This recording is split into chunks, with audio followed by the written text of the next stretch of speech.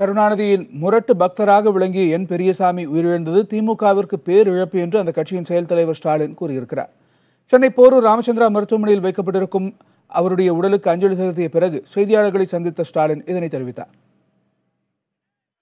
தலைவர் கலைஞர் அவர்கள் அண்ணன் பெரியசாமி அவர்களை பற்றி சொல்லுகிற போதெல்லாம் பெரியசாமி என்னுடைய முரட்டு பக்தன், கலைஞருடைய முரட்டு பக்தன் என்று பல நேரங்களில் சொல்லி பெருமைப்படுத்தி இருக்கிறார்கள். ஆக அப்படிப்பட்ட கலைஞருடைய முரட்டு பக்தனாக விளங்கிய பெரியசாமி அவருடைய இழப்பு கழகத்திற்கு ஈடு செய்ய முடியாத நிலையில் ஏற்பட்டிருக்கிறது.